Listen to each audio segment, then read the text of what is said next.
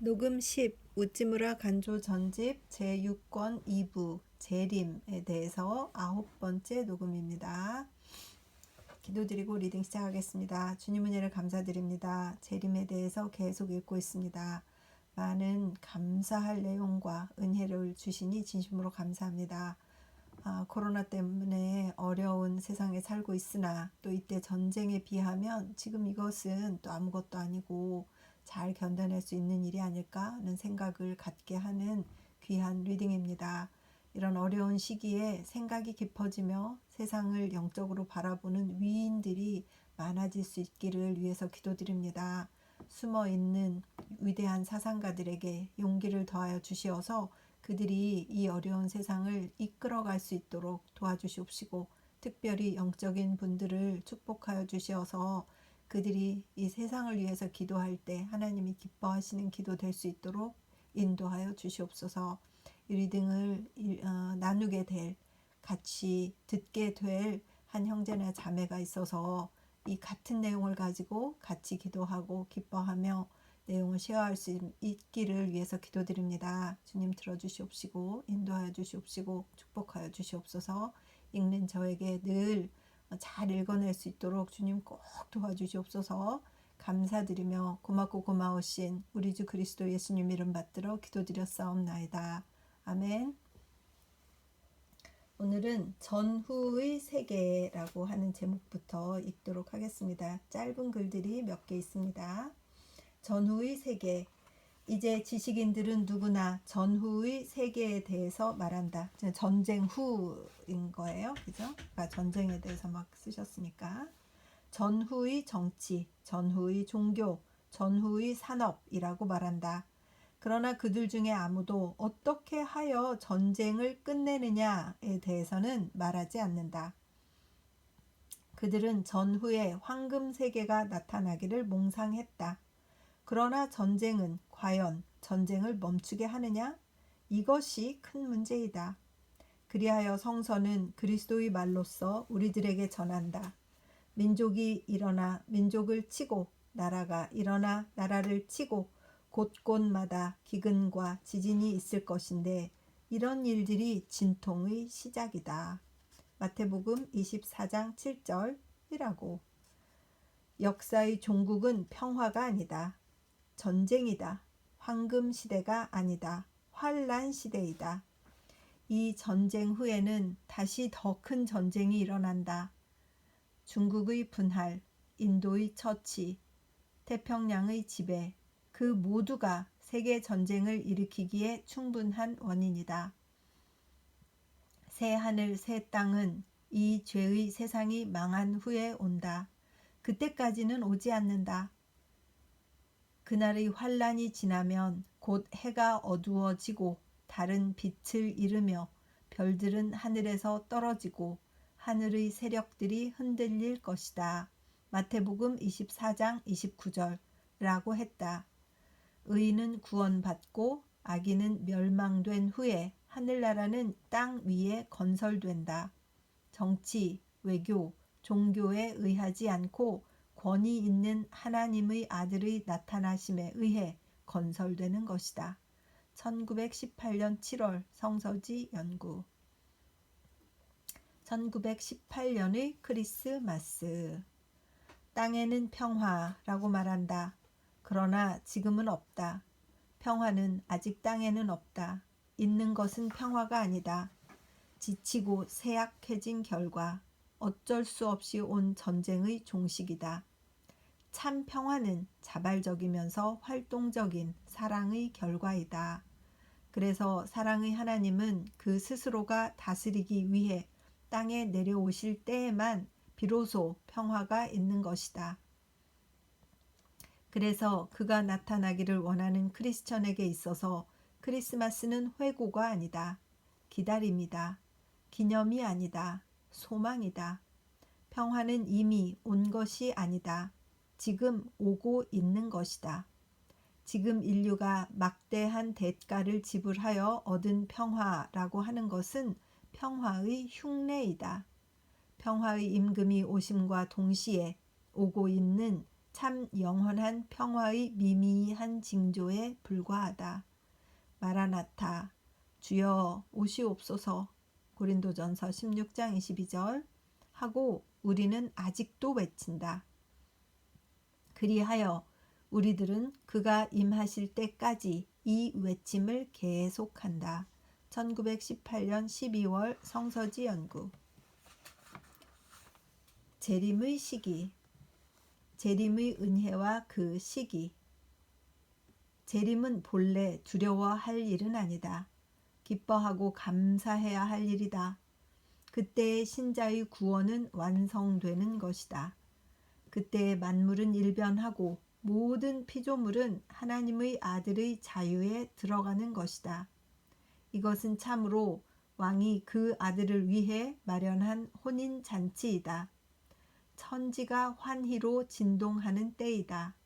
그래서 이것을 말하여 구원의 날 고린도후서 6장 2절이라고 말하고 주 예수의 날 고린도후서 1장 14절이라고 말한다. 너희 안에서 선한 일을 시작하신 이가 그리스도 예수의 날까지 그것을 완성하시리라고 나는 확신한다. 빌립보서 1장 6절. 그리하여 그러한 날을 맞이함에 있어서 우리가 환희를 가지고 맞이해야 할 것이지 두려워해야 할 일이 아님은 물론이다. 마라나타, 주여 오시옵소서란 환희의 소리이다. 그래서 우리들은 이것으로 사람을 격려해야 한다. 겁을 주어서는 안 된다. 내가 온 것은 세상을 심판하려 함이 아니오 세상을 구원하기 위함이다. 요한복음 12장 4절라고 그리스도는 그가 처음 오신 것에 대해 말씀하셨다. 재림의 목적도 또 처음 오셨을 때의 그것과 같이 세상을 심판하기 위함이 아니라 세상을 구원하기 위해서이다. 우리들은 재림을 남에게 이야기할 때 주의 이 목적을 잊어서는 안 된다. 물론 은혜로서 임하는 재림도 또 다른 모든 은혜처럼 이것을 받는 사람 여하에 따라서는 형벌로 느껴지는 것이다. 태양은 광명을 주기 위해서라고 하지만 박쥐, 두더지들에게는 협박으로 느껴지는 것이다. 그처럼 구원의 날인 그리스도의 재림은 하나님을 거역하는 자에게는 분노의 날 또는 징벌의 날로 느껴지는 것이다. 그러나 징벌이 재림의 목적은 아니다. 하나님의 영광을 하늘과 땅과 그 안에 있는 모든 삶을 위해 나타내기 위해서 주는 재림하시는 것이다. 그런데 주의 이 마음을 이해하지 못하고 재림의 목적을 주로 세상 심판에 있는 것처럼 설명하는 것은 큰 잘못이다. 사람의 죄가 하나님의 은혜를 변하여 심판으로 하는 것이다. 그러나 은혜는 여전히 은혜이다. 박쥐, 두더지의 눈에 비치는 것으로서 태양을 풀이하지 않는 것처럼 죄인의 마음에 느끼는 것으로 그리스도의 재림을 전해서는 안 되는 것이다. 이것은 크게 주의해야 할 일이다. 사람은 그리스도 재림의 시기를 정해서는 안 된다. 그날 그 때를 아는 것은 오로지 아버지뿐이다. 하늘의 천사도 아무도 아는 이가 없다. 마태복음 24장 36절 하고 주 예수는 명백히 말씀하셨다. 그리스도 재림의 시일의 계산은 오늘날까지 거의 실패로 끝났다. 1917년 9월 17일에 재림이 있을 것이라는 예측도 어긋나 많은 사람의 비웃음을 초래했다. 재림의 신앙을 욕되게 하는 것으로 그 날짜 계산 같은 것은 없는 것이다. 주는 가깝다. 그가 문 밖에서 두드리신다고 말하지만 그 날짜를 정해서 말할 일은 아니다. 가깝다는 것은 하나님의 눈으로 볼 때 가깝다는 것이다. 그리하여 주께는 하루가 천년 같고 천년이 하루 같다. 베드로후서 3장 8절 라고 한다면 재림이 지금부터 1000년 후에 있다고 해도 이것을 가깝다고 말할 수가 있다. 애초부터의 관념이란 상대적이다. 세상에 절대적인 때는 없다. 잠을 푹 잘 때의 10시간은 짧고 잠들지 못하는 1시간은 길다. 100년을 길다고 생각하는 사람에게는 1000년은 먼 미래다. 그러나 영원에 사시는 하나님께는 때란 없는 것이며 1000년이 하루와 같은 것이다. 그리하여 우리도 또 하나님의 아들이 되어 인생을 받게 되므로 우리들의 때의 관념은 일변하는 것이다. 하나님이 가깝다고 말씀하신 것이다. 그리하여 우리들도 또 하나님의 마음을 가지고 그의 약속을 이해하고 가깝다고 들었을 때 핍박을 부르짖지 않는 것이다. 100년도 가깝다이다. 1000년도 가깝다이다. 설사 10,000년이라고 하더라도 우리는 굳이 멀다고 말하지 않는 것이다. 그리스도는 다시 오신다. 우리는 이 일을 알면 족한 것이다. 그 시기 같은 것은 우리가 물을 일이 아니다. 내일 오셔도 좋은 것이다. 1000년 후에 오셔도 좋은 것이다. 다만 날마다 오늘 오시는 것처럼 믿고 그를 기다리는 것이다. 그리하여 이런 마음을 가지고 재림을 믿고 우리는 가깝다, 가깝다고 외치며 떠들지 않으며 또 사람을 놀라게 하지 않는 것이다. 하나님의 약속은 확실하다. 하늘과 땅은 없어져도 내 말은 없어지지 않는다. 마가복음 13장 31절 하고 예수는 이 일에 관해서 말씀하셨다. 그리하여 거짓일 수 없는 그의 약속을 생각할 때 때의 문제 같은 것은 우리가 생각할 일이 아니다. 우리들은 나날이 주여 오시옵소서 하고 말하며 삼가 그의 약속의 실현을 기다리는 것이다. 1918년 8월 성서지 연구. 그날 그때 그리스도 재림의 신앙을 욕되게 하는 사람 중에 재림의 때를 정하는 사람만큼 욕되게 하는 사람은 없다. 주 그리스도는 제자들에게 분명히 말씀하셨다. 그날과 그때는 아무도 모른다. 하늘의 천사들도 모르고 아들들도 모르고 오직 아버지만이 아신다. 마태복음 24장 36절 하고 물 좀 마실게요.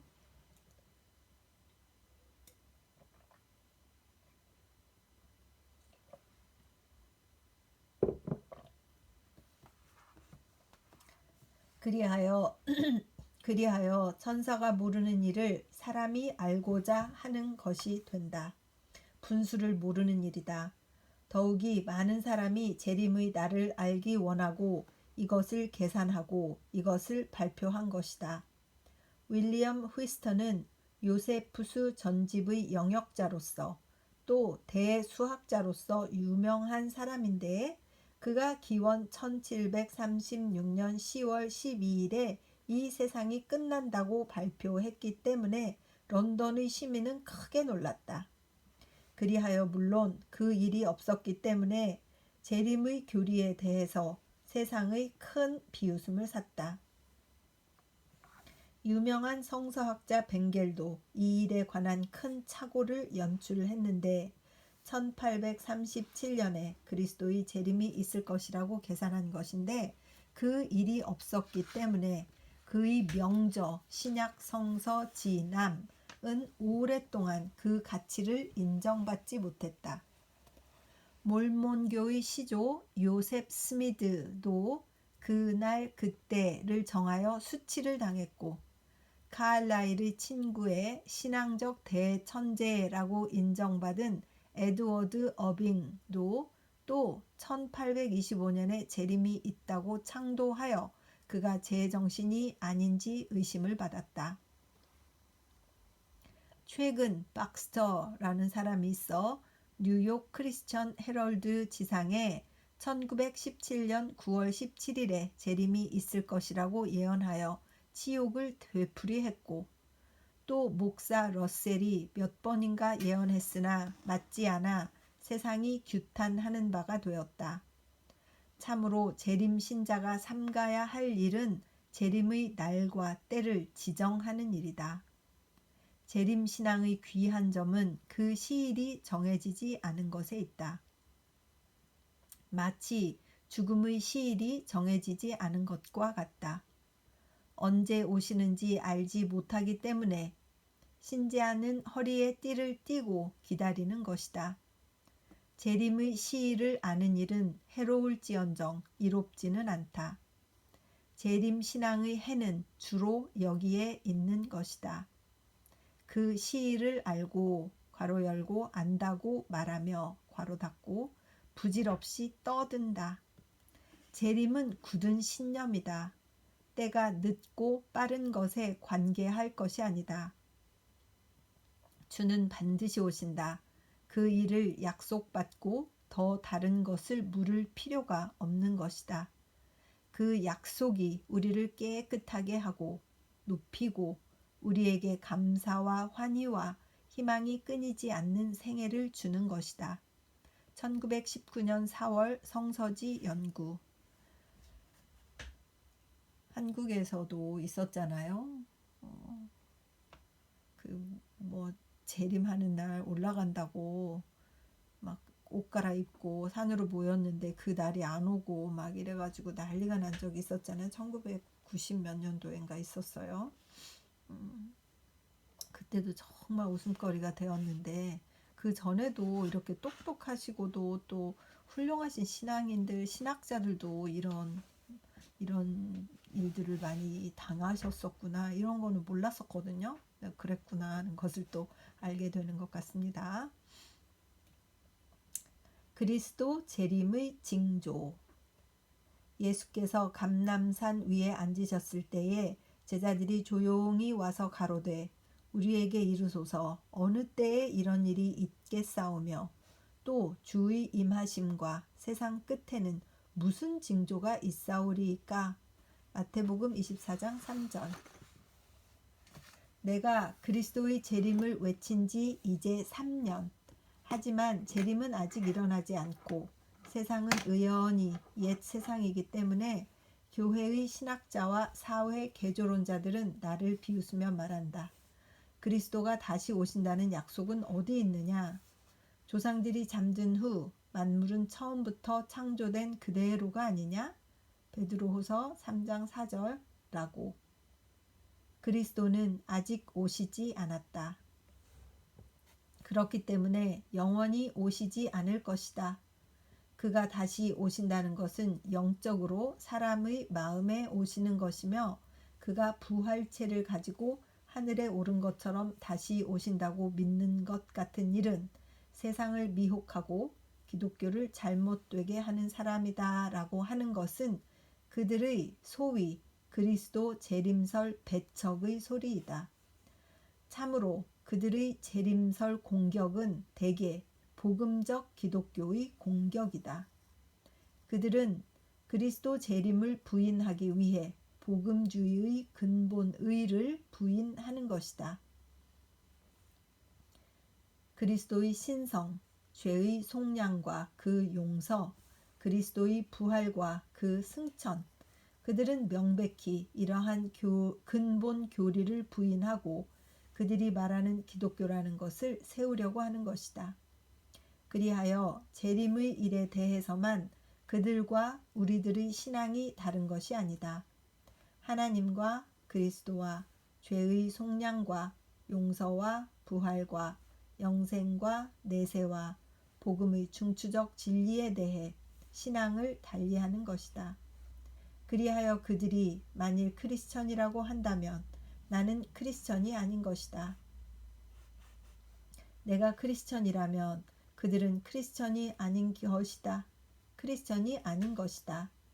길이 같지 않으면 서로 말하지 않는 것이다. 나는 재림에 대해서뿐 아니라 기독교 자체에 대해 그들과 이야기할 필요가 없고 또 말해도 아무런 득이 없는 것이다. 그래서 내가 여기서 또는 다른 곳에서 재림에 대해 이야기하는 것은 그들을 설복시키기 위해서가 아니다. 동인의 신앙을 강하게 하기 위해서이다.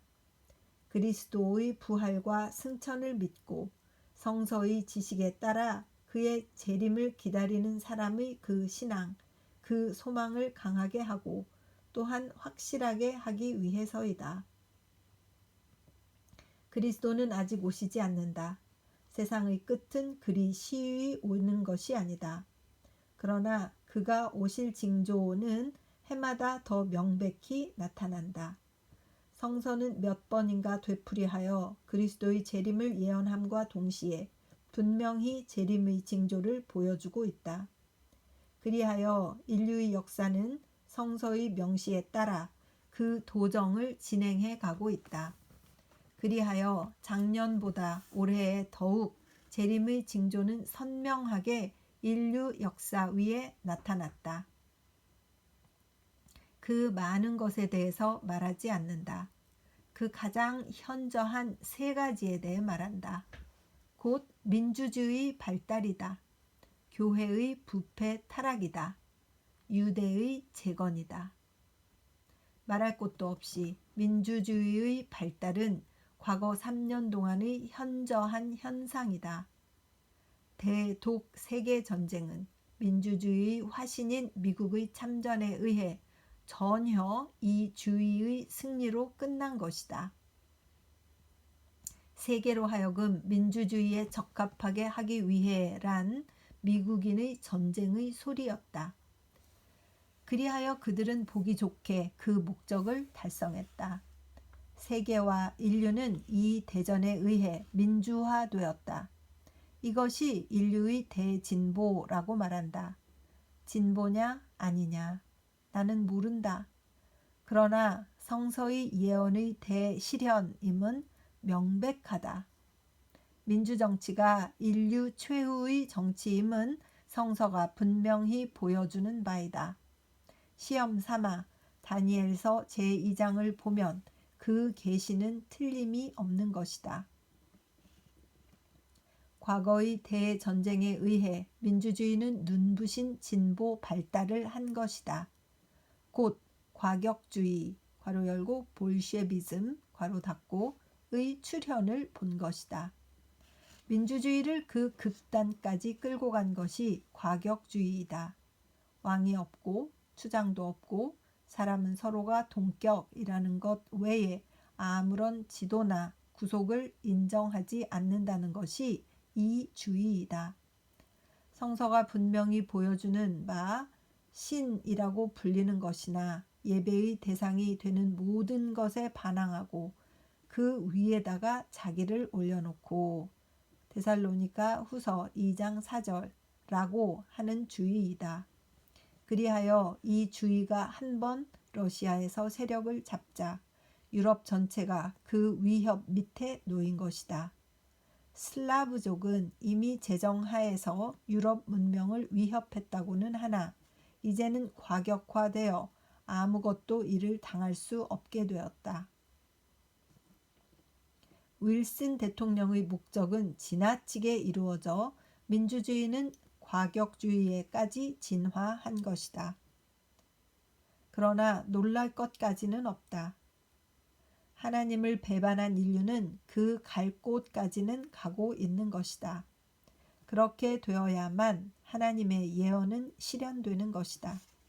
그러나 오시려고 하는 징조는 과격주의의 실현에 비추어 보아 분명하다. 2. 교회는 세상이 끝나감에 따라 더욱 향상하고 더욱 성화되고 하늘나라를 땅 위에 실현하기에 이르리라는 것은 일반적으로 믿어지고 주장되는 바이지만 성서는 그 정반대를 가르치고 사실도 또 성서가 가르치는 것을 증명하는 것이다. 교회는 겨자씨처럼 그 처음은 아주 작지만 곧 나무가 되어 하늘의 새 곧 악마가 와서 그 가지에 깃들일 것이라고 했으며 또 교회는 누룩과 같아 이단의 누룩을 서말의 가루 속에 넣으면 마침내 부풀어 전체가 이단을 믿기에 이른다고 말한다. 마태복음 13장 참조. 바울이 에베소 교회의 장로들에게 한 이별의 말로 내가 떠나가면 사나운 이리들이 너희 가운데 들어와 양떼를 가만두지 않을 것을 나는 안다. 바로 너희들 가운데서도 진리를 그르치고 제자들을 이탈시켜 자기를 따르게 할 사람들이 일어날 것이다. 그러므로 너희들은 깨어있어 내가 3년 동안 밤낮 눈물로 각 사람에게 쉬지 않고 훈계한 것을 기억하라.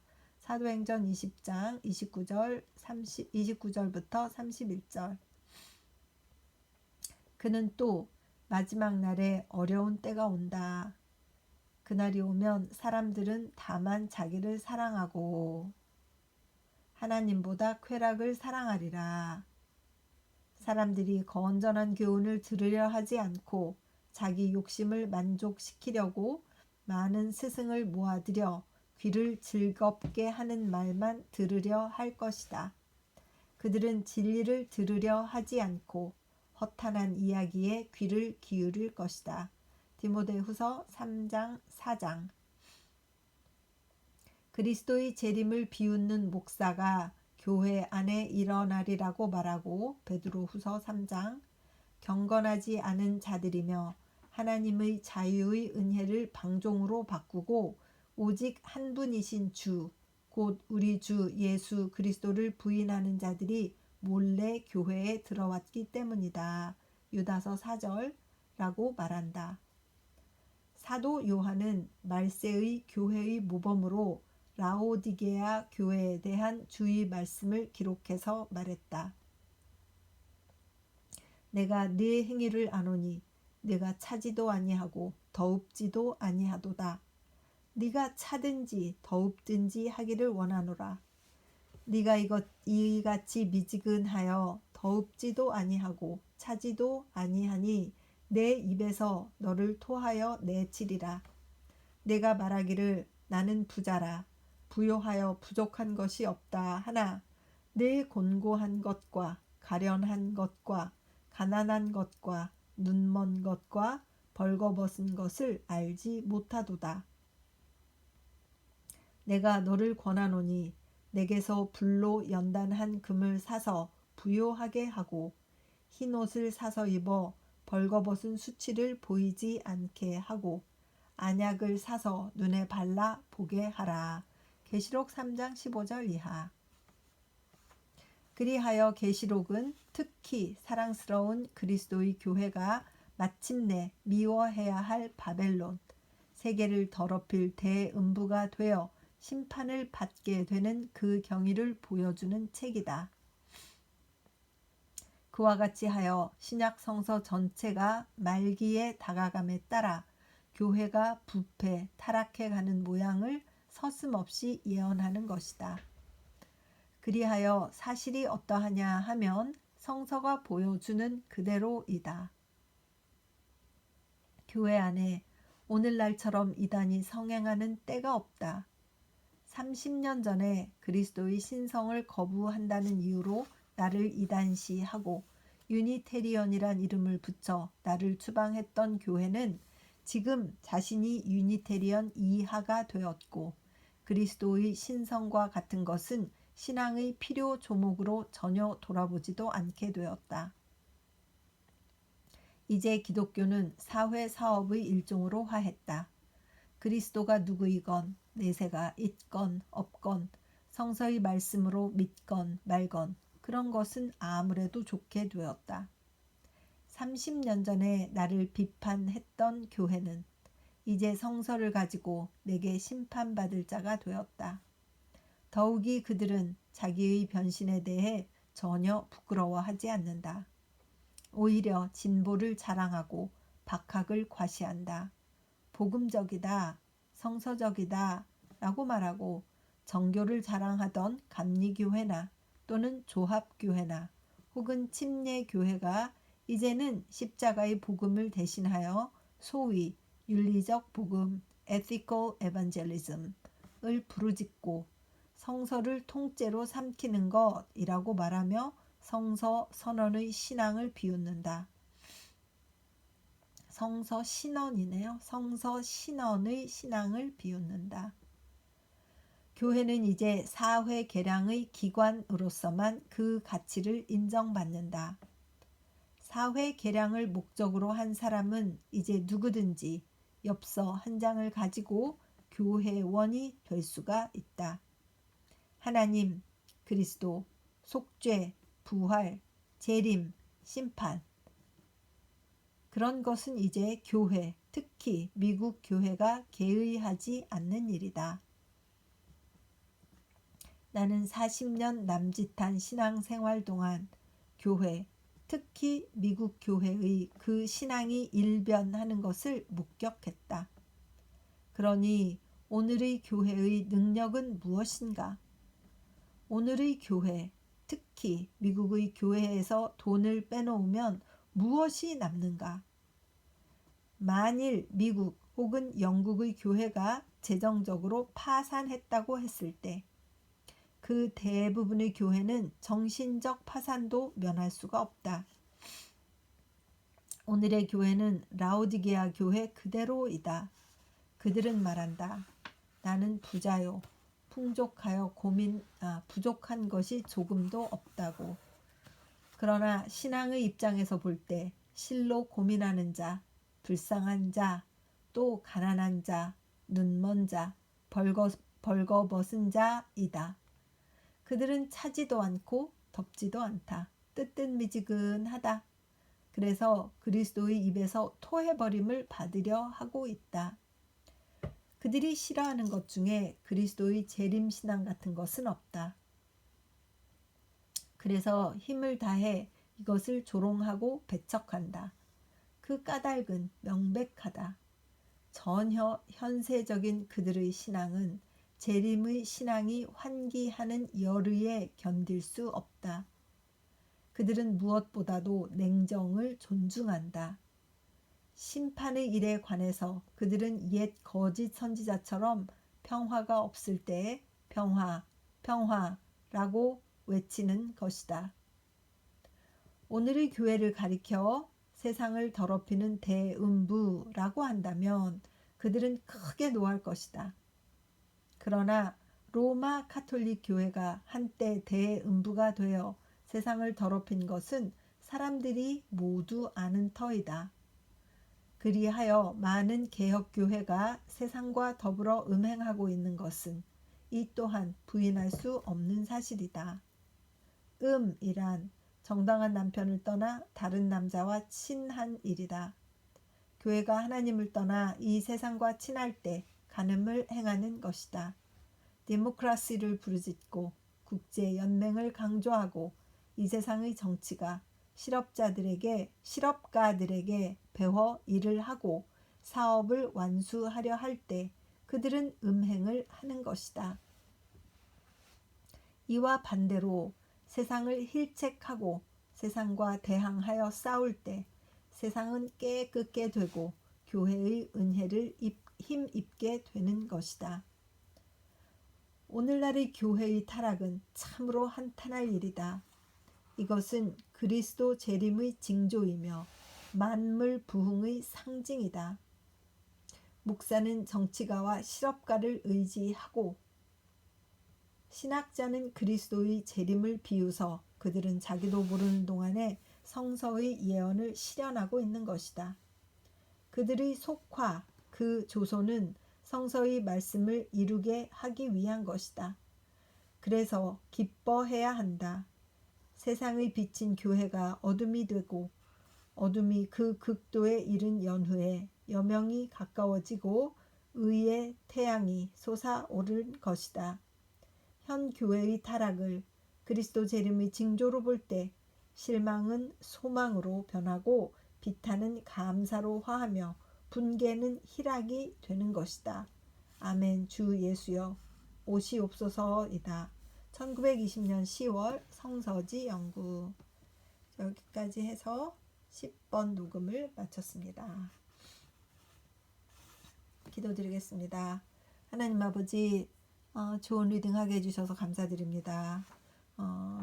어떻게 이 세상의 일들을 또 볼 것인가, 또 민주주의가 어떤 의미인가, 또 거기에서 과격해진 사람들이 얼마나 민주주의의 참뜻을 또 퇴색시켰는가 하는 것들도 생각하게 하는 그런 리딩이었습니다.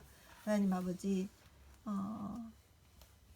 주님께서 명확하게 알려주시지 않은 사실들을 캐서 억지로 맞추어서 재림일을 정하고 하는 그런 어리석은 일들을 한 사람들이 있었습니다. 그리고 한국에서도 그 재림의 날에 예수님을 만난다고 가려다가 교회들이 모두 망신을 당하고 그런 교회들을 통하여서 기독교 전체가 욕을 먹는 일도 있었습니다. 재림에 대해서 늘 주의하며 깨어서 기도하며 주님 말씀하신 일을 실천하며 주님께 감사하며 십자가를 기리며 그렇게 살지, 재림 자체에 너무 포커스를 맞춘 나머지 마치 그날 멸망이 오는 것처럼 이렇게 실수로 또는 자기들의 희망으로 소란시키는 일들이 없도록 주님, 많은 사람들이 깨어 기도하는 자 되게 하여 주시옵소서. 주님, 리딩에 함께해 주심을 감사드립니다. 한 분이라도 리딩을 듣고 그들의 신앙에 도움이 될 수 있기를 위해서 기도드립니다. 꼭 들어주시옵소서. 감사드리며 고마우신 주 예수 그리스도 이름 받들어 기도드렸사옵나이다. 아멘. 사랑하고 참 축복합니다.